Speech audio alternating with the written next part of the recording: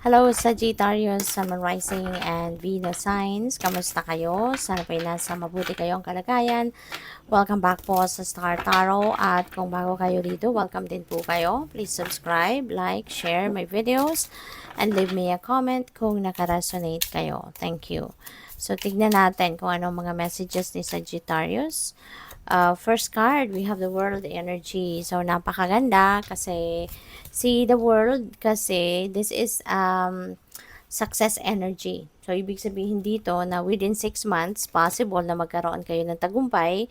Merong mga bagay dito na maa-achieve mo na, maa-accomplish mo na, kaya deserve mo no, na i-celebrate ang mga yan kasi matagal mong pinagtrabahuan yan. Kung ano man ito, this could be related to work, you know, to business, pwedeng ganon, no? Na matatapos mo na siya finally. 'Di ba? All the efforts that you have exerted, no, para dyan, ngayon, magkakaroon ka na ng, uh, uh, magkakaroon na ng magandang resulta, no, at makukuha mo na rin.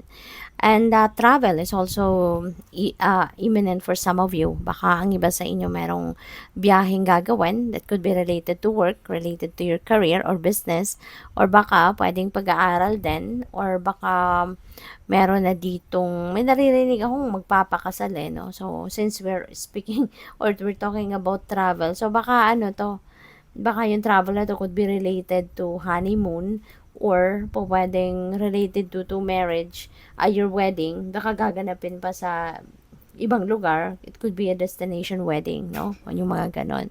So, good luck. We have the star. So, star is a new beginning energy din. So, maaaring meron kayong sisimulang bagong sitwasyon dito in the next 6 months. Pero yung pagsisimulang ito, hindi katulad, no, ng bagong opportunity na papasok sa'yo na pwedeng related dito sa world energy. But this is something, no, yung parang bagong buhay, no? Maaaring magbabagong buhay kayo rito. Kasi si Star, parang nanggaling kayo rito sa, nanggaling kayo sa isang sitwasyon na mahirap, no? At nagkaroon kayo rito ng sitwasyon na parang it was a difficult situation para sa iyo, pero you were able to manage to surpass that. You were able to manage to um to succeed, no? You were able to rise above that situation at napagtagumpayan mo, no? Yung sitwasyon na ito. Kaya this is really a beautiful energy. So, we also have the Two of Swords. Si Two of Swords, indecision ito no? Kaya kailangan siguro ninyo dito sa Sagittarius na kapag dumating ang ganitong sitwasyon na nalilito kayo, naguguluhan kayo, so siguro ka muna, try to do some kind of meditation, try to do some kind of grounding para na magkaroon kayo ng focus. Maibalik ninyo yung sarili ninyo sa concentration, and also importante din, makinig kayo sa inyong intuition kasi makakatulong yan na makapag-decide kayo ng maayos, magkaroon kayo ng clear direction of where you're heading, kung kung malinaw or magaan ang inyong malinaw or magaan ang inyong pakiramdam, 'di ba? Malinaw ang takbo ng isip ninyo. Okay? So, what else? By the way, maraming salamat for subscribing. And if you haven't subscribed yet, subscribe na po kayo. And also, maraming salamat for not skipping the ads. Malaking bagay po yan sa akin. And also, please click the join button sa baba ng video kung gusto po ninyo mag-join sa membership.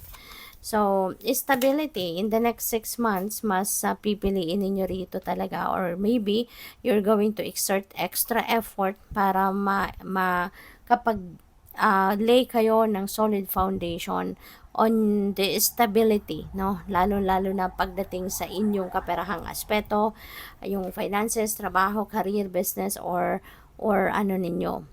investments, no? Maybe you're also going to invest more within the next 6 months. Baka mas maraming opportunity for you, 'di ba? On that area. So, yun, focus kayo dito sa stability. And even siguro sa relationships, no? Baka ang iba sa inyo, then you are going to focus on establishing a relationship as well with the people around you. Hindi lang sa romantic na karelasyon ninyo, but also sa pamilya, sa mga kaibigan, no? Yung mga or katrabaho. So, we also have protection. This is nakikita ko rito yung parang lagi sigurong merong nakabantay sa'yo, diba? So, you are spiritually guided, you are divinely guided. There is someone dito that is always watching you, no? Lagi kang binabantayan, pinoprotektahan ka, you're being kept safe, at maaari, no, na ito yung inyong mga spiritual guide or spirit guide, or po pwedeng ito yung guardian angels mo, automatic yan, nandiyan dyan, lagi kang binabantayan, diba? Or maaaring meron kang mga loved ones na talagang laging nandiyan nakabantay sa'yo. Pinoprotektahan ka, diba? At ginagabayan ka. So, we also have retreat, no? So, importante, kailangan mo din ito, yung retreat na to, lalo-lalo na sa mga pagkakataon na naguguluhan ang isip mo, at tulad nito na Two of Swords. So, kailangan mo, when this happens, no, kung mangyayari man ito sa'yo, na maguguluhan ka, malilito ka, diba, fragmented ang isip mo, alam mo na kung anong gagawin mo, diba? Take a retreat. Go for a retreat. Okay? You don't have to go anywhere. Kung pwede lang naman sa bahay, magagawa din nyo naman ito. You're just going to get a space sa bahay mo na hindi ka maiistorbo, 'di ba? Diyan ka mag-meditate, diyan ka mag-introspection, mag-reflection, magdasal ka. Excuse me po. And makakatulong yan sa'yo na magkaroon ka ng malinaw na kaisipan. Okay? So, tignan natin kung ano pa ang mga mensahe para sa inyo. Be reminded that this is timeless. So, kung kailan nyo po ito mapanood, that's when the messages are meant for you. So, what else? We have acceptance is the key to inner peace. At times, we must accept things as they are. There is no point trying to change that which is beyond your control or our control, diba? Kasi paano naman din natin gagawin yun, diba? Kahit anong klaseng pagkontra natin, kahit anumang klaseng pag-i-insist natin, ang gagawin natin, diba? Hindi din mangyayari ang kagustuhan natin. Because, lalo-lalo na kung yung bagay na yan, out of control natin, hindi naman natin kontrolado. So, kahit anong gawin natin, wala ding mangyayari, wala ding epekto yon, hindi ba? Mapapagod ka lang, mabibisit ka lang, maiinis ka lang. And this is a very important reminder, no? Na sometimes, kailangan na lang talaga natin natanggapin kung ano ang nangyayari, ano ang nag-unfold, diba? Right before our eyes. Kasi, the more na pigilan natin, mas lalong hindi, diba, sa tao, the more na pinipigilan mo yung tao, mas lalong magre-rebelde yan. Hindi ba? Mas lalong gagawa yan ng something para mas lalo kang inisin or asarin. So, let's just accept, no? Accept whatever is happening. Accept it and embrace it, no? At kung nagwo-worry ka pa rin, ipagdasal mo na lang yan, ialay mo na lang yan sa universe, ialay mo sa Panginoon, okay? And allow God to deal with it for you. So we also have criticizing one another will only lead to further unhappiness. Love and accept each other as you are and your relationship will magically transform. Kasi yun talaga, 'di ba, ang pagmamahalan, pag-iibigan, kailangan din talaga na meron tayong buhay na buhay din yung understanding, yung acceptance, kasi hindi naman perfect yung person natin, 'di ba? Kahit tayo, hindi naman tayo perfect. Kaya minsan, kailangan na tanggapin natin yung buo niyang pagkatao, 'di ba? Yung buo niyang pagkatao.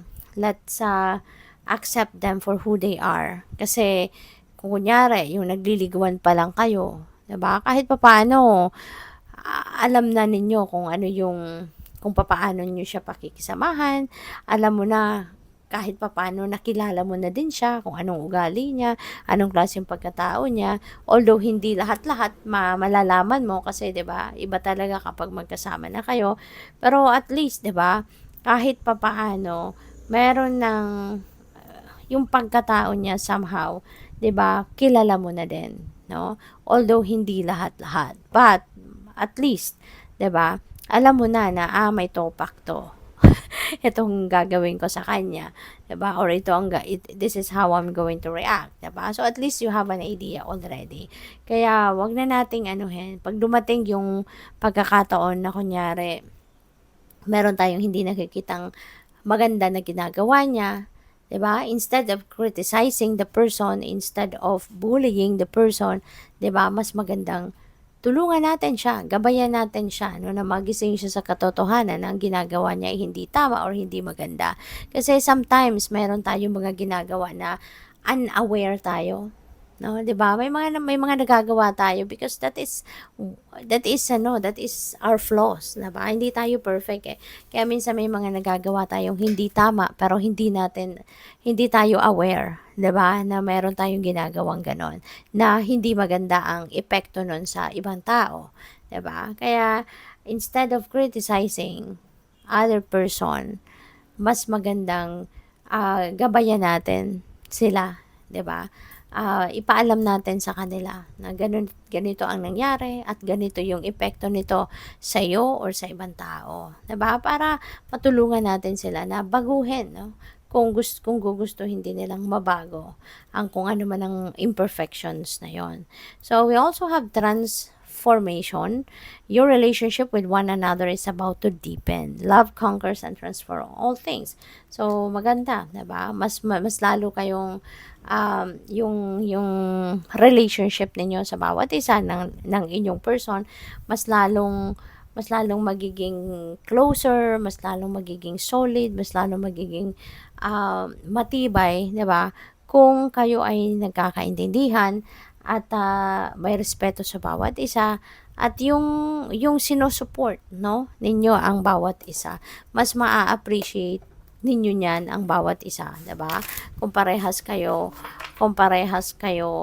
ah ah, mas parehas ninyo iniintindi ang bawat isa, parehas kayong nagpapasensya, parehas kayong linalawakan ng inyong pag-iintindi, yung mga ganon.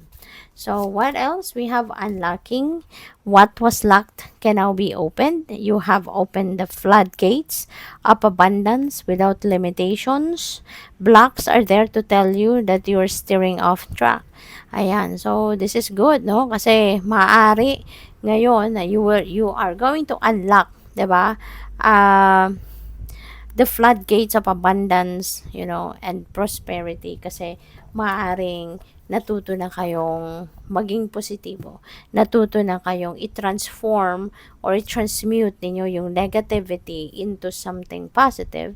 Kasi 'di ba nga, kung kayo ay nagpo-project ng positivity, if you are thinking positively, you are thinking you're optimistic, you are thinking abundant and prosperous, so talagang magbubukas sa inyo yung gates, no, of abundance. Mas maraming pinto, mas malaking pinto, 'di ba? Ng mas maraming blessings pa ang magbubukas para sa iyo.